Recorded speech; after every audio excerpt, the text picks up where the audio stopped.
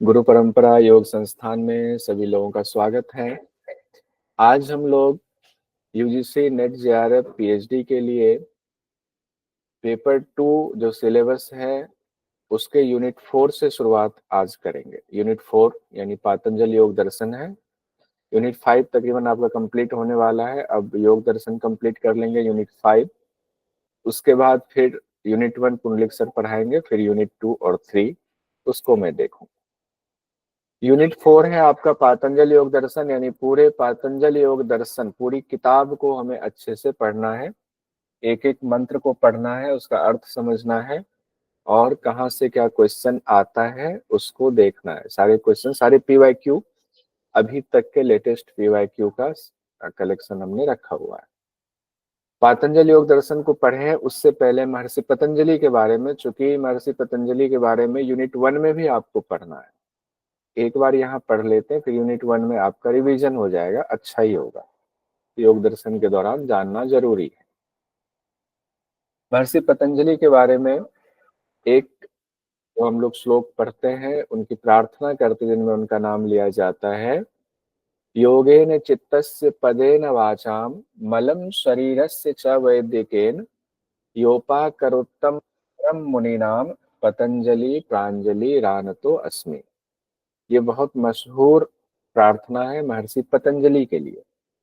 अगर इस प्रार्थना को माना जाए तो इस प्रार्थना के मुताबिक लिखा हुआ है कि मैं उन मुनियों में श्रेष्ठ महर्षि पतंजलि को हाथ जोड़कर प्रणाम करता हूं जिन्होंने योग से अंतःकरण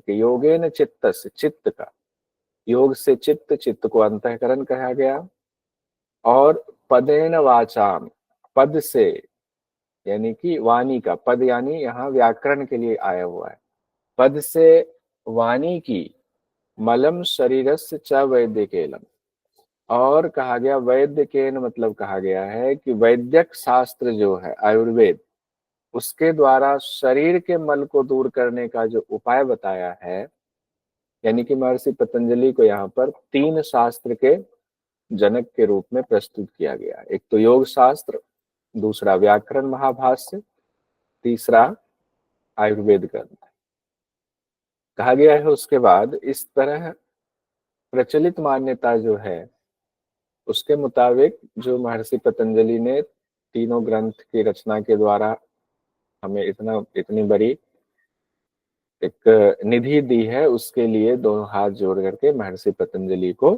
प्रणाम करता हूं। अगर इस मान्यता को माने तो तीनों कार्य महर्षि पतंजलि ने ही किए हुए हैं। कौन सी तीनों कार्य?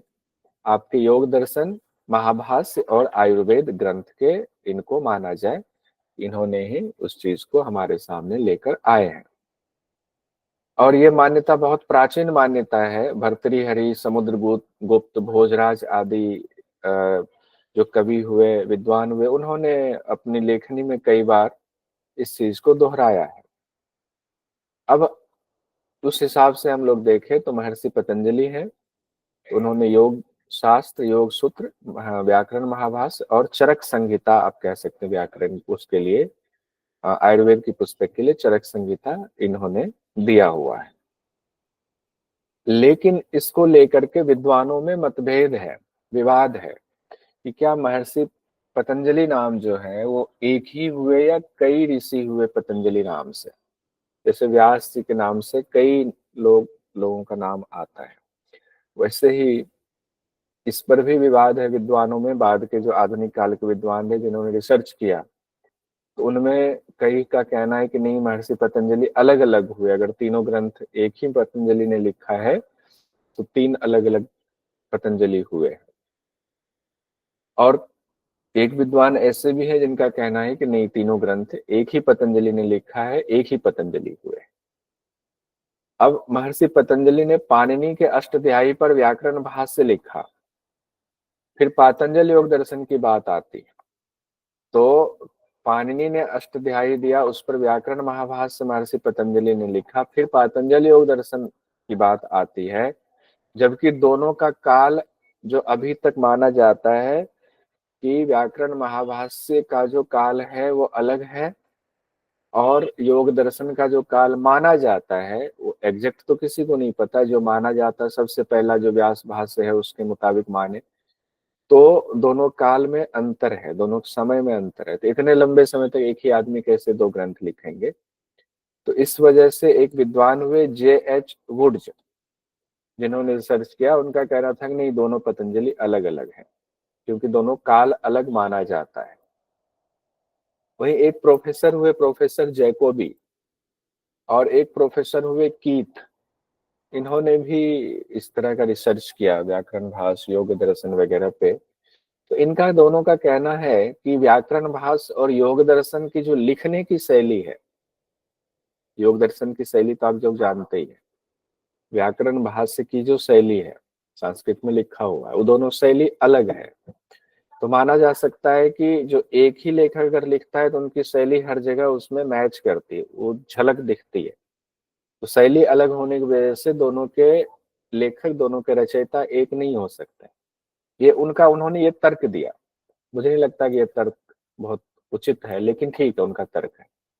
वहीं एक प्रोफेसर हुए एस.एन. दास गुप्ता, जिन्होंने अपनी किताब लिखी हिस्ट्री ऑफ इंडियन फिलॉसफी।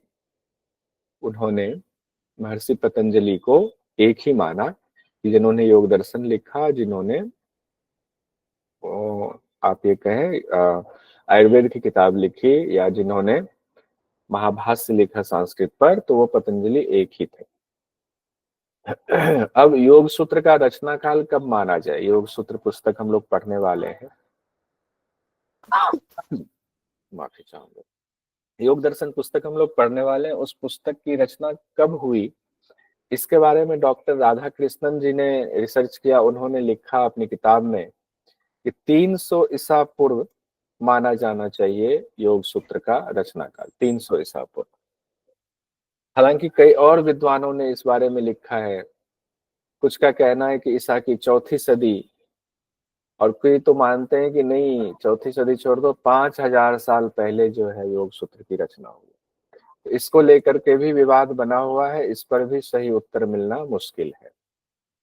तो पातंजल योग दर्शन पे अब आते हैं, कौन कौन सी टीकाएं लिखी गई। टीकाएं मतलब जो मूल सूत्र है योग दर्शन पर, योग सूत्र है, वो तो है ही।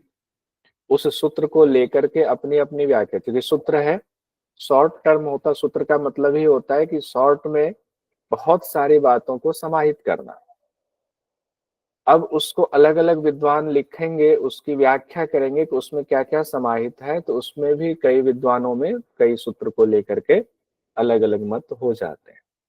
तो जो महत्वपूर्ण है, जो एग्जाम की दृष्टि से आपको पूछा जाता है कि कौन कौन सी टीकाएं लिखी गई, कौन कौन से विद्वान ने लिखा, तो एक आता है योग भाष्य, जिसको व्यास भाष्य नाम से सबसे ज्यादा मशहूर है, व्यास भाष्य कहा जाता है।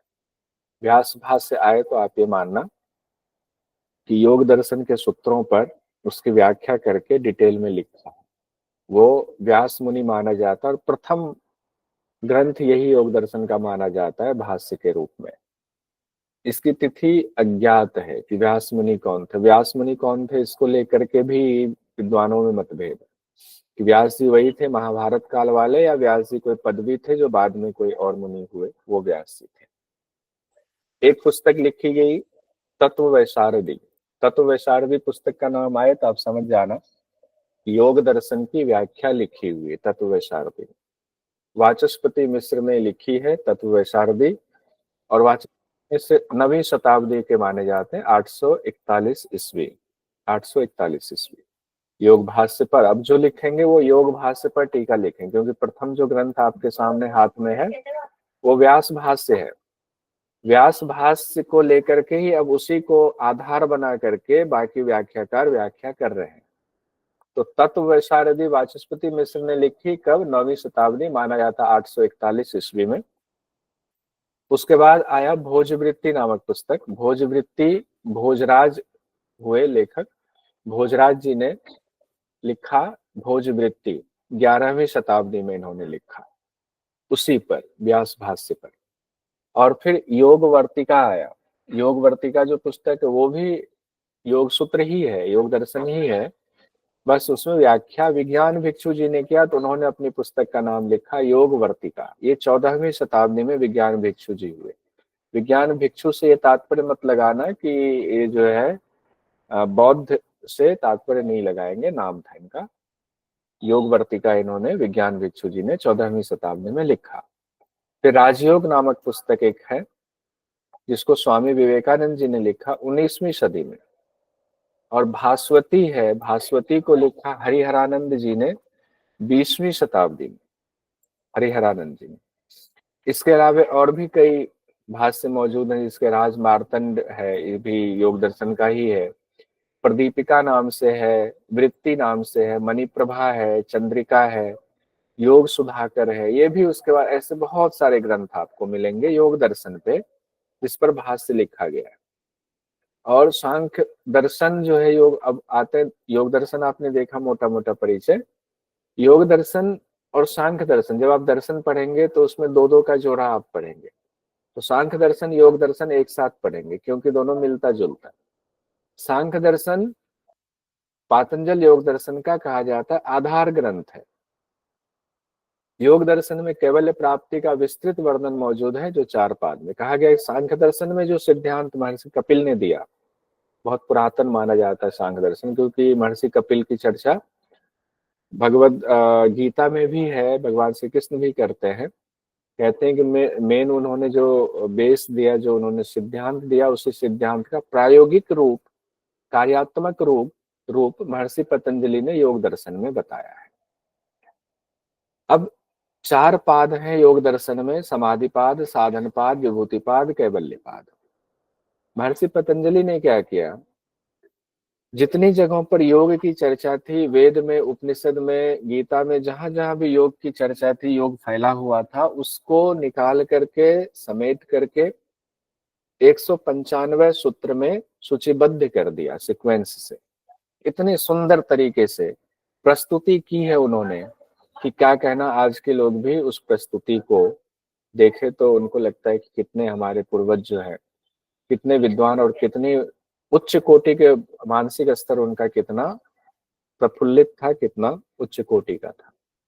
तो समाधि पाद पहले बता दिया गया है, फिर साधन बताया गया, समाधि के लिए क्या क्या साधन है। फिर समाधि का साधन करेंगे तो पहले आपको विभूति प्राप्त होगी, फिर आपको कैवल्य की प्राप्ति होगी। ये 4 पाद है। इसी सीक्वेंस में इस चारों पाद को, आप लोग तो मास्टर के स्टूडेंट हैं, सब मास्टर किए हुए हैं या कुछ लोग कर रहे हैं, चारों पाद आपको सीक्वेंस में याद करना है। इससे भी एग्जाम में क्वेश्चन पूछा जाता है, वैसे भी में तो कई बार पूछा जाता है, बहुत ज्यादा। यूजीसी नेट में भी पूछा गया है चारों पाद का सीक्वेंस। तो सबसे पहले समाधि पाद, फिर साधन पाद, फिर विभूति पाद, फिर कैवल्य पाद है। कैवल्य लास्ट में मिला। इसको याद रखने के कई तरीके आप निमोनिक बना सकते हो। तो याद करने का तरीका हम ऐसे कर सकते हैं कि आपके घर में मेहमान आने वाले हैं, आपको पता चल गया कि सन रविवार को मेहमान आने वाले हैं, तो पहले ही आपने मेनू तैयार कर लिया कि बनेगा क्या। फाइनल आपने कर लिया कि शाही पनीर बनाना है, दाल मखनी बनाना, ये आपने पहले कर, बना नहीं है अभी, आपने फाइनल किया। तो मान लीजिए कि दाल मखनी शाही पनीर जो बनाना है आपने, वो समाधि हो गया, क्योंकि समाधि लगा। फाइनल जो उनको परोसना है मेहमान को, यही परोसना है। तो पहले फाइनल प्रोडक्ट को महर्षि पतंजलि ने पहले रखा है, किसको, समाधि को, कि समाधि कैसे मिले। अब जब आपने सोच लिया कि हमें शाही पनीर बनाना, दाल मखनी बनाना है, तो उसके लिए अब आपने लिस्ट बनाया कि उसमें सामान क्या क्या लगेगा, साधन क्या क्या लगेगा। पनीर लाना है, क्रीम लाना है, मसाले लाने हैं, दाल मखनी के मसाले लाने हैं, दाल लाना है, तो सब साधन आप साधन जुटा रहे हैं। उसी तरीके से समाधि पाद के बाद साधन पाद की, समाधि के लिए क्या क्या साधन की जरूरत होगी, तो साधन में दूसरे पाद में महर्षि पतंजलि ने लिखा है। जैसे आप घर में करते हैं उसको ऐसे बिठा लीजिए। और अब साधन करना शुरू कर रहे हैं। अब आप सामग्री ले आए, अब आप उसके साधन में जुट गए, उसको बनाने लगे किचन में। जैसे आप किचन में बनाने लगे, शाही पनीर की और दाल मखनी की खुशबू फैलने लगती है घर में, आस पड़ोस भी खुशबू फैलती है। तो उसी तरीके से जोड़िए कि जब आप साधन करने लगते हैं योग समाधि के लिए, तो विभूति आती है, अलग अलग विभूतियां आपकी फैलने लगती है, आपका मान सम्मान अलग होने शुरू हो जाता है। वैसे विभूति फैलने लगी, वैसे खुशबू फैलने लगी। और विभूति फैलने लगी, फैलने के बाद जब आपको फाइनल प्रोडक्ट की प्राप्ति होती है उस आत्मा की, तो आप कहते हो वाह आनंद आ गया, कैवल्य की प्राप्ति हो गई। उसी तरीके से सब शाही पनीर वो बन गया हुआ है, जब मेहमान के सामने परोसा जाता है वो खाते खाते हा उंगलियां चाट लेते हैं कि क्या बात है, तो कैवल्य मिल गया, आनंद आ गया। तो ऐसे आप याद रख सकते हैं सीक्वेंस में। आगे बढ़ते हैं बहुत कॉमन है, आप में से भी कोई कुछ और बना सकते हैं। समाधि पाद में जो शुरुआत हो रही है, पहले अनुशासन की बात आई है, किसी ग्रंथ या किसी उसको शुरुआत करेंगे तो शुभवाचक शब्दों के साथ करते हैं। तो वो सब पहला मंत्र आपका अनुशासन से संबंधित है। फिर दूसरे ही मंत्र में महर्षि पतंजलि ने योग की परिभाषा ही बता दी कि योग की परिभाषा क्या है। योगस्य चित्त वृत्ति निरोधः पहले ही कह दिया।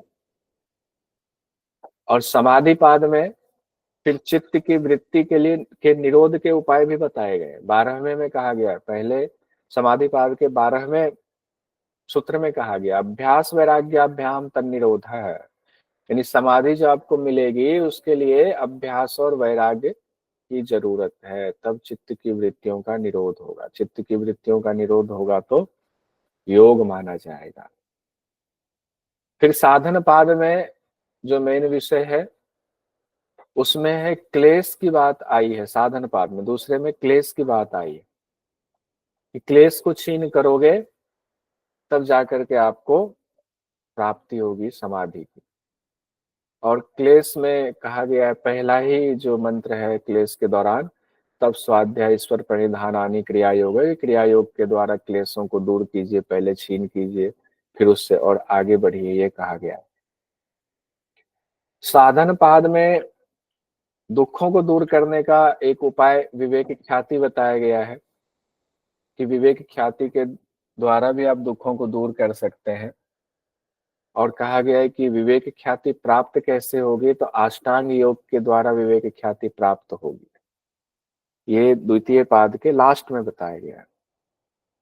लास्ट में बताने के दौरान आपको अष्टांग योग कहा गया, यम नियम आसन प्राणायाम प्रत्याहार धारणा ध्यान समाधि। तो द्वितीय साधन पाद है उसमें 5 चीजें तो दे दी गई है, 5 चीजें बता दिया गया है, यम नियम आसन प्राणायाम प्रत्याहार। धारणा ध्यान समाधि जो है ये अगले पाद में उसकी शुरुआत हुई, जहां से विभूति आपकी फैलनी शुरू हुई।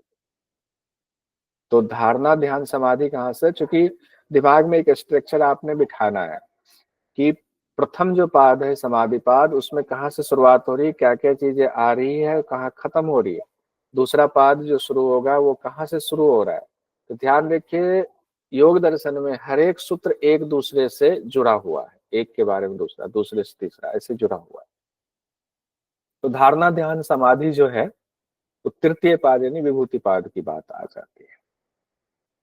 और आपके इसमें ही जब आप पूरा ग्रंथ पढ़ेंगे तो आप ये पाएंगे कि जितने उपाय बताए गए हैं समाधि के लिए, चारों पाद को मिला करके, उससे आपको ये समझ में आएगा कि 3 तरह के साधक होते हैं, उत्तम साधक, मध्य साधक, मृदु साधक। हालांकि इस बारे में कहीं ये बात नहीं लिखी हुई है कि साधक जो है वो अभ्यास वैराग करने वाला उत्तम है, क्रिया योग करने वाला मध्यम है, अष्टांग योग करने वाला मृदु साधक, ये कहीं लिखा नहीं है। लेकिन जब पूरी व्याख्या आप पढ़ते हैं तो यही बात निकल करके सामने आती है, क्योंकि समाधि पाद में कहा गया है अभ्यास वैराग्य की बात की गई, और उसके बाद जिस तरह की बातें की गई उससे लगता है कि ये उच्च साधक के लिए बात की जा रही है। द्वितीय पाद में जब आप आते हैं उसमें क्रिया योग की बात की गई, क्रिया योग के माध्यम से आप दूर कीजिए क्लेश को, फिर समाधि धीरे धीरे प्राप्त होगी, तो लगता है मध्यम साधक की बात हो रही है। फिर द्वितीय पाद में ही अष्टांग योग की बात हो रही है, साधन पाद में ही, तो लगता है कि अष्टांग योग तो शायद सबके लिए है, तो निम्न साधकों के लिए होगा। जब हम लोग इसको अभी एक बार तो एक एक मंत्र एक एक सूत्र पढ़ लेंगे, बाद में जब इसकी व्याख्या करेंगे और इसको डिटेल पढ़ेंगे तो ये बातें साबित हो जाएंगी कि हालांकि ये व्याख्याकारों का मत है, लेकिन एग्जाम में पूछ दिया जाता है। अभ्यास वैराग्य से उत्तम साधक के लिए, क्रिया योग मध्यम साधक के लिए, अष्टांग योग मृदु साधक के लिए कहा गया है। चौथे पाद में आते हैं, अभी सिर्फ हम झलक एक दिखा रहे हैं, एक एक मंत्र देखेंगे। चौथे पाद में ये कहा गया है प्रसंख्याने अप्य कुसीदस्य सर्वथा विवेक ख्याते धर्म मेघ समाधि। धर्म मेघ समाधि की बात की गई, इसको बड़ा इंपॉर्टेंट माना जाता है। कैवल्य से ठीक पहले की स्थिति को धर्म मेघ समाधि के नाम से कहा गया है। कहा गया जब विवेक ज्ञान से भी वैराग्य हो जाए, जो विवेक ज्ञान आपको प्राप्त हो। विवेक ज्ञान कैसे प्राप्त हुआ था? अष्टांग योग वगैरह करके विवेक ज्ञान आप प्राप्त कर लिया था आपने। अब विवेक ज्ञान आपको हो गया, मतलब आत्मा का ज्ञान हो गया। जब उससे भी वैराग्य हो जाए तो विवेक ज्ञान क्या होता है? उससे भी वैराग्य होने पर विवेक ज्ञान सर्वथा प्रकाशमान हो जाता है। यानी कि अब हमें ये कहने की जरूरत नहीं पड़ती है कि मैंने आत्मा का दर्शन कर लिया, अब मैं आत्मा ही हूं। तो वो ज्ञान सर्वथा प्रकाशमान हो जाता है। तब जो स्थिति होती है उसको कहा गया धर्मेग समाधि की प्राप्ति हो गई है उसको। और जब धर्मेग समाधि की प्राप्ति होती है तो कहा गया है ततः क्लेश कर्म निवृत्ति है। तब क्लेश और कर्म की निवृत्ति हो जाती है। जितने क्लेश हैं वो आपको परेशान नहीं करेंगे, जितने कर्म आपने सब किया हुआ है उसका अब आपको भोग नहीं लगेगा, या जो कर्म अब आपसे होगा उससे असंग रहेंगे आप, उसकी निवृत्ति हो जाएगी, नाश हो जाएगा उसका। फिर कहा गया है ततः कृतार्थानाम परिणाम क्रम समाप्तिर गुणानाम। जब इस स्थिति तक आप पहुंच जाते हैं तो कहते हैं कि अब अभी क्या है, हम लोगों का परिणाम क्रम चल, कर्म करते नहीं, खत्म होता नहीं, उसका फल मिलता नहीं, दूसरा कर्म शुरू हो जाता है, उसमें आसक्ति बनी रहती है। तो कर्म भी चलता रहता है, उसका परिणाम भी चलता रहता है, 17 स्तंभ भी सब सर्किल में चलता रहता है। लेकिन यहाँ क्या होता है, जब आत्मदर्शन हो गया, विवेक ख्याति की स्थिति आ गई, उसके बाद उससे भी वैराग हुआ, धर्मिक समाधि आ गई। धर्मिक समाधि से क्लेश कर्म की निवृत्ति हो गई। अब अनासक्ति आ गई, आसक्ति खत्म हो गई आपकी। तो अब आसक्ति खत्म हो गई तो किया हुआ कर्म जो है उसका चक्र टूट गया। तो अब 17 स्तंभ गुण जो है उसका भी परिणाम जो अब तक होता रहता है, अच्छा बुरा नींद वगैरह, जो भी 17 स्तंभ का परिणाम है, वो क्रम भी टूट जाता है, सर्किल टूट जाता है। जब वो टूट जाता है तब कहा गया है पुरुषार्थ शून्यानाम गुणानाम प्रति प्रसव कैवल्यम स्वरूप प्रतिष्ठा वा चिति शक्ति रहती। 34 में जिस पुरुष के लिए कोई कर्तव्य अवशेष रह ही नहीं गया उस प्रकृति का, 17 स्तंभ का, वो ऐसे जो 17 स्तंभ गुण हैं वो क्या होते हैं, अपने कारण में विलीन हो जाते हैं। जब वो कारण में विलीन हो गया तो पुरुष जो है, मतलब आत्मा जो है, वो खिल के आ गया, वो तो अब मुक्त हो गया। तो दृष्टा अपने स्वरूप में अवस्थित हो गया, तो कैवल्य स्वरूप में अवस्थित हो गया, उनको कैवल्य की प्राप्ति होगी। इस तरह से कैवल्य तक पहुंचने की कथा है। एक बात और आती है, 195 सूत्र है कि 196 सूत्र है, इसको लेकर के बात आती है। 195 सूत्र ही परीक्षा की दृष्टि से आपने याद रखना है। 196वां सूत्र जो है वो कुछ प्रकाशन हाउस के द्वारा कहा गया, जैसे BKS आयंगर जी की किताब है, उन्होंने जो व्याख्या की है योग दर्शन की, उसमें 196 सूत्र है। एक सूत्र जो है विभूति पाद में 22वें नंबर का सूत्र जो है वो BKS आयंगर जी की किताब में वो एक्स्ट्रा है। तो उस एक सूत्र की वजह से 196 सूत्र उस पुस्तक में हो जाता है, लेकिन परीक्षा की दृष्टि से आपने 195 सूत्र ही याद रखना। जब हम लोग वहां पढ़ेंगे तो उसकी चर्चा करेंगे, वो कौन सा सूत्र है जो दिया गया है, क्या उसकी जरूरत थी दिया गया। ये हमने मोटा मोटा समाधि से कैवल्य तक की दूरी तय कर ली। एक बार देख लेते हैं अब समाधि पाद, साधन पाद, विभूति पाद, कैवल्य पाद में क्या क्या महत्वपूर्ण बिंदु है जिसको हमें कि याद भी करना है। तो पहले तो योग की परिभाषा ही आती है, योग चित्त वृत्ति निरोध है। फिर चित्त की वृत्तियां हैं 5, किस पाद में, हम लोग समाधि पाद की बात कर रहे हैं। चित्त की 5 वृत्तियां बताई गई हैं, प्रमाण, विपर्य, विकल्प, निद्रा और स्मृति। फिर हर वृत्ति कहा गया 2 प्रकार की होती है, क्लिष्ट और अक्लिष्ट भेद में होती है। फिर वृत्ति निरोध के उपाय बताए गए 12वां, जो भी हम लोगों ने देखा था, अभ्यास वैराग्य अभ्याम तन निरोध है। अभ्यास वैराग्य के द्वारा निरोध की स्थिति को प्राप्त कर लीजिए, आप योग को प्राप्त कर लेंगे। अभ्यास वैराग्य में जब आते हैं तो वैराग्य के भी 2 भेद बताए गए, अपर वैराग्य, पर वैराग्य। बड़ा इंपॉर्टेंट, यहाँ से बहुत क्वेश्चन आता है। यहाँ तक चर्चा होती, फिर संप्रज्ञात समाधि की चर्चा होती है। फिर भव प्रत्यय विदेह प्रकृति लय योगी की चर्चा होती है। भव प्रत्यय क्या है, उसमें विदेह योगी क्या है और प्रकृति लय योगी क्या है, इसकी चर्चा आती है।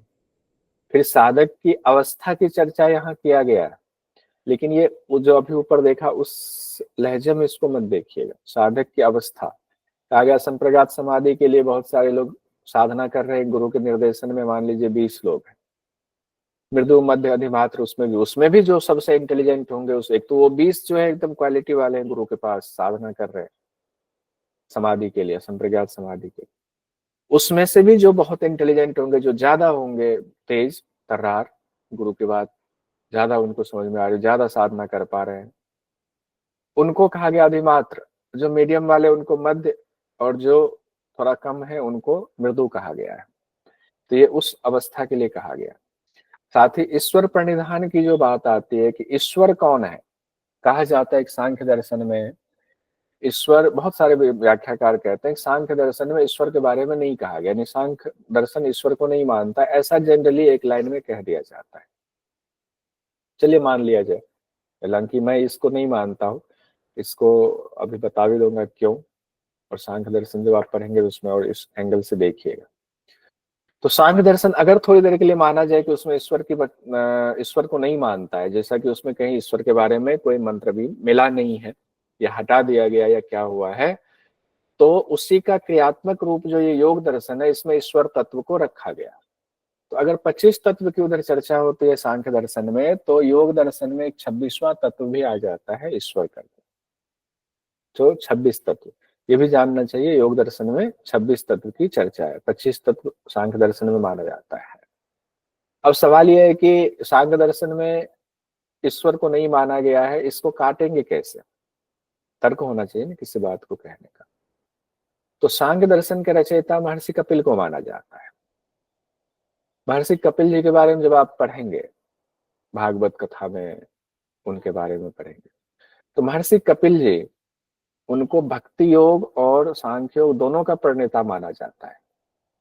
भक्ति योग भी उन्होंने अपनी माता को बताया, सांख्य योग भी उन्होंने बताया, वो भगवान विष्णु के अवतार माने जाते हैं। जब वो भक्ति योग बता रहे हैं तो उसमें ईश्वर की तो चर्चा कर रहे हैं, भक्ति करनी है ईश्वर की। जब दोनों व्यक्ति एक ही हैं, भक्ति योग बताने वाले भी सांख्य योग बताने वाले भी, तो एक जगह वो भगवान को मान रहे हैं, दूसरे में भगवान को नहीं कैसे मान रहे हैं, यानी वो ईश्वर को मान रहे हैं, ये साबित होता है। तरीका अलग हो सकता है ईश्वर तक पहुंचने का, दोनों मार्ग उन्होंने अलग बताया हुआ है, एक सांख्य योग के द्वारा, एक भक्ति योग के द्वारा। जो नवधा भक्ति की चर्चा होती है, नवधा भक्ति महर्षि कपिल के द्वारा ही दिया गया। जो नवधा भक्ति हम लोग अलग से पढ़ते हैं यूनिट 1 में, एक नवधा भक्ति हम लोग यूनिट 1 में ही पढ़ते हैं रामायण के मुताबिक। तो रामायण वाला तो महर्षि तुलसीदास जी ने जो लिखा हुआ है वो नवधा भक्ति का सीक्वेंस अलग है, कपिल मुनि ने जो नवधा भक्ति बताई है उसका सीक्वेंस अलग है। दोनों से ही सवाल पूछे जाते हैं, तो दोनों ही आपको जानना चाहिए। तो ईश्वर के बारे में समाधिपाद में बताया गया, ईश्वर का नाम बताया गया, ईश्वर की विशेषता बताया गया, ईश्वर का ध्यान कैसे करें क्या है वो बताया गया, ईश्वर को प्रणव कहा गया है। और उसके बाद विक्षेप की चर्चा आती है समाधिपाद में ही, 9 उसको अंतराय भी कहा गया, 9 अंतराय, विक्षेप और अंतराय एक ही है, डिटेल में पढ़ेंगे तो बता दूंगा। तो 9 विक्षेप है, 9 अंतराय, इससे बहुत सारे सवाल आते हैं, बहुत सवाल कई बार पूछे जाते हैं, तो इससे योग दर्शन से इतने सवाल आते हैं क्या कहना। 9 अंतराय में कहा गया व्याधि स्त्यान संशय प्रमाद आलस्य अविरति भ्रांति दर्शन अब्द भूमि तत्व अनवस्थित। हम लोग इसको इत्मीनान से पढ़ेंगे, पूरा याद करते करते जाएंगे, चिंता मत कीजिएगा। 9 जो विक्षेप है, 9 जो अंतराय है, उसके साथ साथ विक्षेप सहभूव भी आता है, साथ साथ चलने वाला, उन अंतरायों के वो 5 बताए गए, दुख, दौर्मनस्य, अंगमेजियत्व, श्वास और प्रश्वास। ये इसको विक्षेप सहभू कहा गया, ये भी समाधिपाद में ही आपको। जब विक्षेप हो गया, चित्त जो है हिलने डुलने, और चित्त में जो है इतनी सारी चीजें आ रही हैं, गंदगी, उसको दूर करने के उपाय भी बताया गया है। तो उसको कहा गया चित्त प्रसाधन के उपाय, जिसमें कहा गया मैत्री करुणा मुदितो उपेक्षा नाम, कि सुखी के साथ मैत्री, दुखी के साथ करुणा, पुण्यात्मा के साथ मुदित का और पापात्मा के साथ उपेक्षा का व्यवहार होना चाहिए। ये चित्त प्रसादन के उपाय है। ये भी आपके समाधिपाद में है। और समाधिपाद में आपको सबीज और निर्बीज समाधि की चर्चा है। और फिर ऋतंभरा प्रज्ञा पे आपको कंप्लीट हो रहा है। ऋतंभरा प्रज्ञा भी आपका यही है समाधिपाद में। एक बार और हम लोग इस स्ट्रक्चर को बनाएंगे और आपको मेडिटेट करवा करके याद करा देंगे, चिंता मत कीजिएगा। अभी मोटा मोटा देख लीजिए, इंट्रोडक्शन है, इंट्रोडक्शन में मोटा मोटा देख लीजिए, फिर इसका स्ट्रक्चर अच्छे से बनाएंगे, पूरा स्ट्रक्चर दिमाग में सेट करेंगे हम।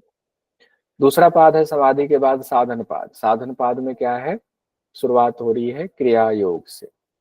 तप स्वाध्याय ईश्वर प्रणिधानानि क्रिया योग है।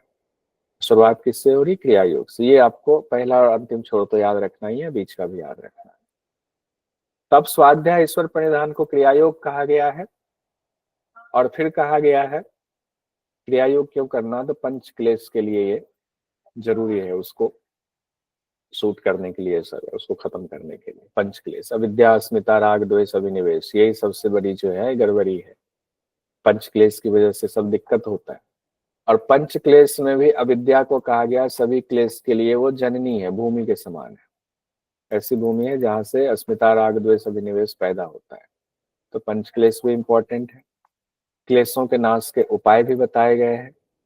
फिर 3 प्रकार के दुख की चर्चा आपको द्वितीय पाद में बताया गया है, जिसका नाम है साधन पाद, जिसमें परिणाम दुख, ताप दुख और संस्कार दुख, ये 3 दुख बताए गए। परिणाम, ताप, संस्कार। दृष्टा और दृश्य का स्वरूप, इससे बहुत क्वेश्चन आता है, हम ये परेशान हो जाते हैं। दृष्टा और दृश्य का स्वरूप किस उपदेश में, उसमें अध्याय में बार बार उपदेश क्यों आ रहा है, किस पाद में है। तो दृश्य और दृष्टा के बारे में, दृश्य मतलब प्रकृति, दृष्टा मतलब आत्मा, एक लाइन में एकदम सपाट। दृश्य मतलब प्रकृति, दृष्टा मतलब आत्मा। दोनों का स्वरूप जहां बताया गया ना, वो साधन पाद में बताया गया। साधन करेंगे तो आपको पता होना चाहिए ना कि दृष्टा क्या है, दृश्य क्या है, दृश्य क्या करता है, दृश्य का क्या कार्य है, दृष्टा का क्या है, कैसे जो है दोनों में संगम हो गया, कैसे दोनों जुड़ करके हमारी प्रकृति बन गई। तो दृश्य और दृष्टा का स्वरूप जब भी आए ऐसा कोई सूत्र, तो आप मान लीजिए ये द्वितीय अध्याय। फिर विवेक ख्याति की चर्चा आती है। विवेक ख्याति, विवेक ख्याति जो है उसके द्वारा दृष्टा और दृश्य का जो संयोग हुआ है, उस संयोग को तोड़ना है, तलाक कराना है दोनों का। ऐसा तलाक कराना है कि दोनों अलग हो जाए, विवेक ख्याति। अब सवाल है कि विवेक ख्याति लाएंगे कहां से, तो विवेक ख्याति लाने का भी फिर उपाय बताया गया है। यही बताया गया है, वो अष्टांग योग बताया गया है नीचे। कहते हैं अविद्या की वजह से प्रकृति पुरुष का संयोग हुआ है, ये भी कहा गया है। अविवेक ज्ञान की प्राप्ति के लिए कहा गया अष्टांग योग करेंगे। जो अविद्या की वजह से प्रकृति पुरुष का संयोग हुआ, उस संयोग को तोड़ना है, वो विवेक ज्ञान से होगा, विवेक ख्याति से होगा। विवेक ख्याति कहाँ से लाएंगे, तो वो लाएंगे अष्टांग योग करेंगे तो विवेक ख्याति आएगा। अब अष्टांग योग का अभ्यास कीजिए तो विवेक ख्याति आएगी। तो अष्टांग योग का अभ्यास बता रहे हैं। अष्टांग योग में भी 2 है, बहिरंग और अंतरंग। तो बहिरंग की चर्चा जो है वो 5 है बहिरंग, ये ध्यान रखिएगा। बहिरंग 5 ही है योग दर्शन के मुताबिक, योग सूत्र के मुताबिक। कई जगहों पर बहिरंग अष्टांग योग में 4 की बहिरंग अंतरंग में दे दिया जाता है। तो उसको नहीं, योग दर्शन के मुताबिक यम नियम आसन प्राणायाम प्रत्याहार को बहिरंग कहा गया। तो प्रत्याहार तक आपका साधन पाद में है। फिर प्रत्याहार के बाद जो 6ठा 7वां 8वां है, यानी धारणा ध्यान समाधि, इसकी चर्चा हो रही विभूतिपाद। यानी विभूतिपाद की शुरुआत कहाँ से हो रही है, धारणा से हो रही है। धारणा ध्यान समाधि, यानी कि ये तीनों मिलकर के अंतरंग है। अंतरंग जो अष्टांग योग है उसका अंतरंग भाग है, सूक्ष्म भाग है। अंतरंग में क्या हो गया, धारणा हो गया, ध्यान कर लेते हैं, और ये समाधि हो गया। तीनों को मिलाकर के संयम कहा गया कि धारणा ध्यान समाधि किसी एक चीज पर करेंगे तो इसको संयम माना जाएगा। धारणा ध्यान समाधि क्या है, संयम है। कहते हैं जब निर्बीज समाधि की चर्चा होती है तो धारणा ध्यान समाधि बहिरंग साधन होते हैं। अब लीजिए, आपको कहा गया अंतरंग साधन है धारणा ध्यान समाधि। धारणा ध्यान समाधि में भी जब समाधि में कहा गया सबीज और निर्बीज समाधि, तो सबसे उच्चतम अवस्था निर्बीज समाधि हुई। जब निर्बीज समाधि को मानेंगे तो सबसे अंदर का वो पोर्शन होगा, तो जो सबसे अंदर का होगा उसके ऊपर जितनी चीजें हैं वो उसके लिए बहिरंग हो जाएगा। तो धारणा ध्यान समाधि तो निर्बीज से ऊपर है ना। समाधि में अगर सबीज भी मान लिया जाए, सबीज से भी नीचे निर्बीज है, तो निर्बीज के लिए धारणा ध्यान समाधि भी बहिरंग साधन हो जाता है निर्बीज के लिए। ये लिखा हुआ है सूत्र में। उसके बाद आपको विभूतिपाद में संयम से क्या क्या फल मिल सकता है, संयम जब आप करते हैं धारणा ध्यान समाधि, उस फल की चर्चा है। जैसे चंद्रमा पर संयम से तारा व्यूह का ज्ञान होता है, ध्रुव तारा पर संयम से ताराओं की गति का ज्ञान होता है। इसी में परकाया प्रवेश की भी चर्चा है, और काय संपत की चर्चा, जिससे बहुत सवाल आते हैं। और भी कई है, इसमें विभूतिपाद से बहुत सवाल आते हैं। काय संपत में रूप लावण्य बल और वज्र, ये चार चीजों को काय मतलब शरीर, शरीर की संपदा कही गई है इन चार चीजों को। ये मोटा मोटा पढ़ रहे हैं, फिर से कह रहा हूं, इसका पूरा स्ट्रक्चर बना करके हम लोग पढ़ेंगे। उसके बाद आते हैं कैवल्यपाद में। कैवल्यपाद में शुरुआत हो रही है 5 सिद्धि से। अब आप कहेंगे विभूतिपाद में तो सिद्धि की चर्चा हो ही रही है, धारणा ध्यान समाधि यानी संयम से जो हमें सिद्धियां मिल रही हैं, विभूति मिल रही है हमें। उनके अलावे भी सिद्धियां प्राप्त होती है। कई लोग होते हैं ना, पैदा हुए नहीं कि उनको सिद्धियां मिली हुई है, जन्म से ही सिद्धि मिली हुई। कई लोग वे कुछ औषधि का इस्तेमाल करके चमत्कार कर देते हैं, कुछ लोग मंत्र का अभ्यास करके चमत्कार कर लेते हैं। इस तरह से कहा गया है कि जो संयम है उसके अलावे भी कई और साधन है जिसके द्वारा आप सिद्धियों को प्राप्त कर सकते हैं, या ऐसे ऋषि मुनि हुए हैं जिन्होंने सिद्धियां प्राप्त की हैं, जिसमें 5 चीजें कही गई है। जन्म, औषधि, मंत्र, तप और समाधि, यानी कि 5 सिद्धि पाने के 5 तरीके। इसको ऐसे लिख सकते, 5 सिद्धि की जगह सिद्धि पाने के 5 और तरीके। इसकी चर्चा कैवल्यपाद के शुरुआत में हो रही है, जिसमें पहला है जन्म। इसको भी सीक्वेंस में हम लोग याद करेंगे, कभी नहीं भूलेंगे, ऐसा याद हो जाएगा। दूसरा, तीसरा मंत्र, चौथा तप, पांचवा आपका हो गया समाधि। यानी जन्म से, औषधि से, मंत्र से, तप से, समाधि से भी सिद्धि प्राप्त की जा सकती है। ये हम लोग कैवल्यपाद में पढ़ेंगे। और हमने देखा कैवल्यपाद में ही धर्मिक समाधि पढ़ेंगे, और धर्मिक समाधि के बाद फिर कैवल्य की बात आएगी। कैवल्यपाद में कैवल्य मिल जाएगा, कंप्लीट हो गया, आपको एकदम ज्ञानी हो गया। ये मोटा मोटा हम लोगों ने एक स्ट्रक्चर देख लिया। इस स्ट्रक्चर के मुताबिक अब आप पूरा रम जाइए योग दर्शन में। और योग दर्शन में हम कोशिश करेंगे कि मंत्र का उच्चारण भी साथ साथ करवा लें 10 मिनट के लिए, और फिर हम लोग 10-10 मंत्र भी करेंगे, तो 19 दिन में हमारा योग दर्शन कंप्लीट हो जाएगा। ज्यादा हो पाया तो और बढ़िया होगा। इसके बाद हमें क्या पढ़ना था, योग दर्शन। योग का मशहूर ग्रंथ तो है ही, इसके नाम कितने हैं। पतंजल योग दर्शन कभी ना बोले, पतंजल योग दर्शन नहीं होता, पातंजल योग दर्शन होता है। या इसका एक नाम है पातंजल योग सूत्र, या इसको योग दर्शन भी कहते हैं, या इसको योग सूत्र भी कहते हैं। इतने सारे नाम हैं। आप कहेंगे ना ऋषि तो है पतंजलि, लिखने वाले पतंजलि हैं महर्षि, तो पातंजल क्यों। तो पातंजल का अर्थ होता है पतंजलि का। पातंजल मतलब पतंजलि का। तो पातंजल योग दर्शन मतलब महर्षि पतंजलि का योग दर्शन, इसलिए पातंजल कहा जाता है, कौन्तेय कहा जाता है। ऐसे बहुत सारे नाम मिलेंगे जो पिता के नाम पे पुत्र का नाम हुआ, तो पिता का नाम में ऐसे लगा दिया गया उनके पुत्र। तो पातंजल योग दर्शन हुआ, पातंजल योग सूत्र हुआ, योग सूत्र हुआ, पातंजल योग दर्शन हुआ। तो कभी भी पतंजल योग दर्शन नहीं बोलेंगे, पातंजल ही बोलेंगे। ये ध्यान में बिठा लीजिए। उसका रीजन भी मैंने बता दिया, संस्कृत की वजह से। हमने ये भी अभी पढ़ा, पातंजल योग दर्शन, सांख्य दर्शन जिनके प्रणेता महर्षि कपिल हैं, उसका व्यवहारिक पक्ष माना जाता है। सांख्य दर्शन का व्यवहारिक पक्ष पातंजल योग दर्शन है। और महर्षि पतंजलि ने क्या किया, वेद, उपनिषद, गीता और बाकी जो धर्म ग्रंथ हमारे हुए, उसमें जो योग के ज्ञान बिखरे पड़े हुए थे, जो योग के दिव्य ज्ञान थे, उनको निकाल करके एक सूत्र में पिरो करके 195 सूत्र में एक साथ समाज के सामने रखा, साधकों के सामने रखा। लेकिन वो मूल कृति अभी तक नहीं मिल पाई महर्षि पतंजलि की, कि महर्षि पतंजलि ने कहाँ पर लिखा, कैसे लिखा, वो मूल कृति नहीं मिल पाई है। जब नहीं मिल पाई है तो कैसे जानकारी मिली कि 195 सूत्र हैं?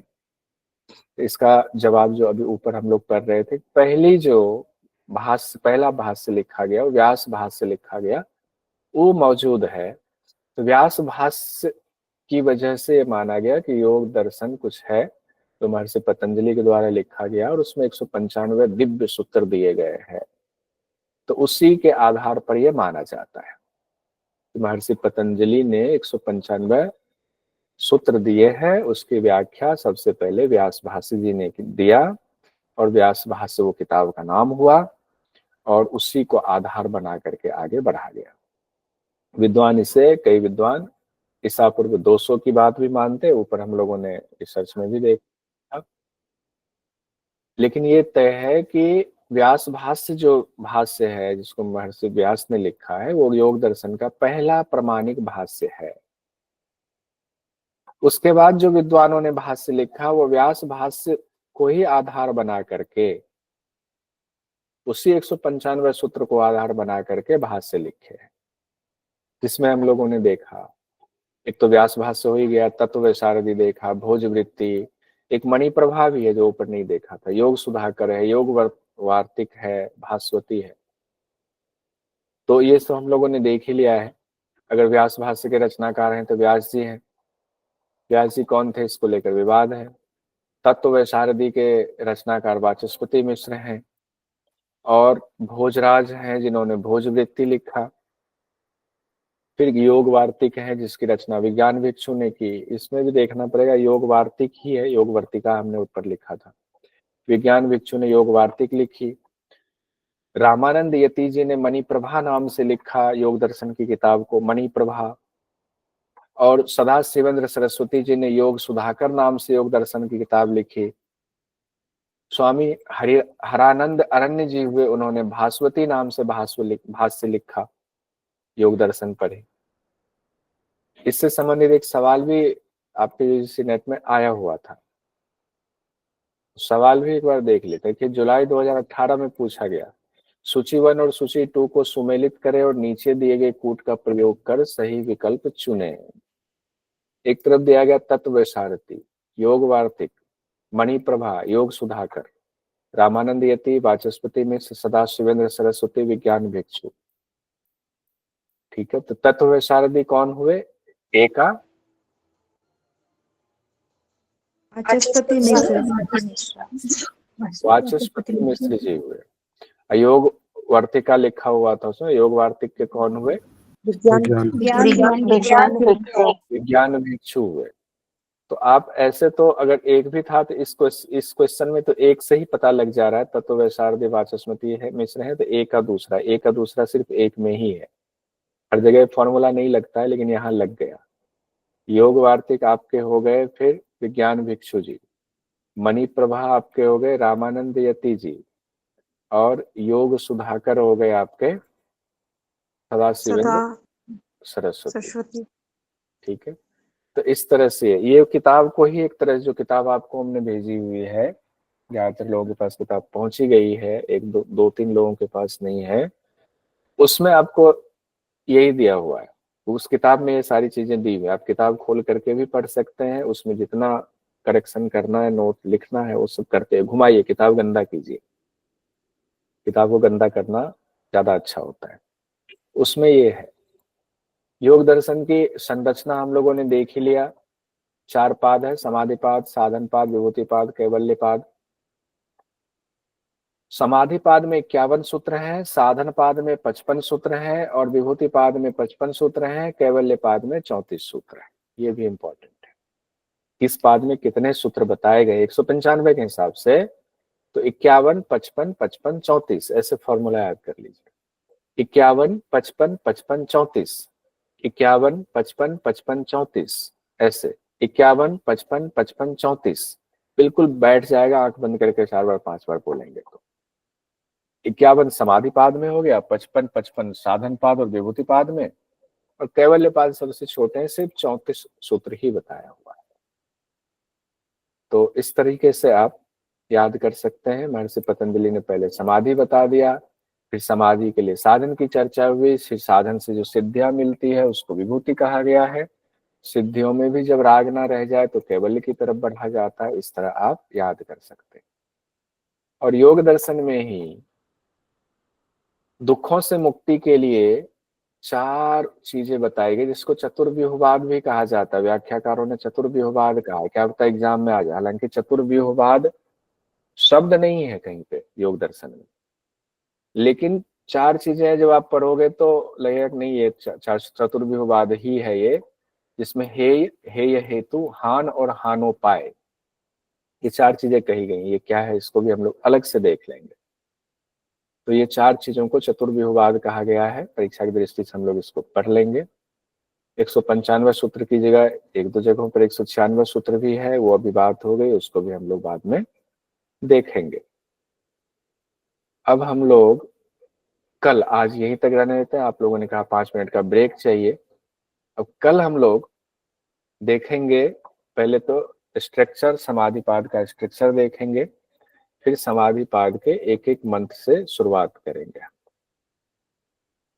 ठीक है, एक एक मंत्र। एक क्वेश्चन, हाँ ये क्वेश्चन देखिए पूछा गया था नवंबर 2017 में, देख लीजिए। योग सूत्र के अध्यायों का सही क्रम चुनिए। बताइए, इतना आसान सवाल भी पूछा जाता है। 7 समाधि,